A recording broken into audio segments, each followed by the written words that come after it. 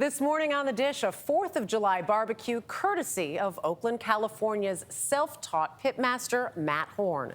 The 34-year-old has gained legendary status in the East Bay, named one of Food and Wine's best new chefs last year, while his restaurant, Horn Barbecue, earned a Michelin Bib Gourmand Award and was a James Beard finalist for Best New Restaurant. Horn's journey from novice to award-winning chef is chronicled in his new cookbook, named for his restaurant and meant to serve as both barbecue guide and inspiration to at-home cooks who've dreamed of more. Get a half pound of brisket. It's the barbecue that draws customers in droves. We just hit our brakes furiously when we smelled the goodness coming out of this place. Horn Barbecue in Oakland. This one right here? Since opening about 2 years ago, it's been known for both its snaking lines Gotcha. and mouth-watering meats and sides. I'm going pulled pork, might get the pit beans, maybe some mac. Dubbed West Coast-style barbecue, its roots are in Texas and the South. It's the best barbecue I've had outside of Texas. Well, this is like our primary cut of meat. This is what everybody lines up for. So this is the brisket. This is the brisket. For pitmaster Matt Horn, barbecue isn't just the finished product, it's a journey. The smoke will come and it'll go right over it. From prepping and seasoning the meat to stoking the fire that brings it to life.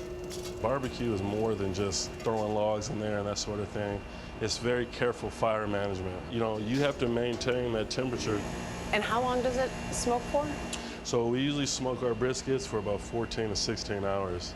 It's definitely a commitment. You know, it's a labor of love. An appreciation Horn learned along the way. I mean, in the beginning, I'm just like, okay, I wanted to hurry up and finish the cook. And you find yourself popping the lid and looking. You know, what I did was I started to realize that throughout the cooking journey, you want to trust the smoker to do what it was built to do. Be one with the fire, be in the moment, be present, and that's what I've learned to do. This is the finished product right here. Patience is now a virtue for Horn, but not for me. Matt, I'm drooling. Can I please taste? Absolutely. There you go. Enjoy. It melts in your mouth. Oh my God. I'm gonna be very unladylike. I have to taste this. What, jalapeno cheddar, right? Yep, jalapeno cheddar. I got a full spread to sample in a backyard barbecue, starting with homemade jalapeno cheddar sausage links. I used to always see my grandfather eating the hot links. He would take it right off the grill, and he would grab a piece of white bread, and he would just do it right that in way. between. He would just do it that way. That nod to family in everything, from the smoked chicken, pulled pork, and ribs, to the pit beans, collard greens, and mac and cheese. Grandma, he says, gets credit for the dessert. You gotta have banana pudding. Oh, this is delicious. Like the barbecue he serves, Horn's journey in it can be traced to childhood, when his grandfather was the pitmaster. Whether it was a wedding, a funeral, a birthday, or just a family gathering, you know, you'd always smell the smoke, the fire would be lit, and there'd always be a barbecue. In his early 20s, cooking became Horn's escape from his day job. He soon realized it was even more. Not only did it give me purpose, but I felt fulfilled with what I was doing in my life finally for the first time in my life. Once I decided that I wanted to start cooking, you know, it was a clear choice that I wanted to do barbecue because that was the thing that brought us together as a family.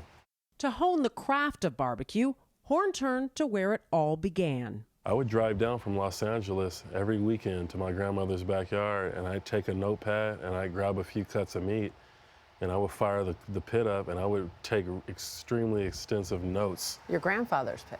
Oh, yeah. And that was the only place where I could really barbecue.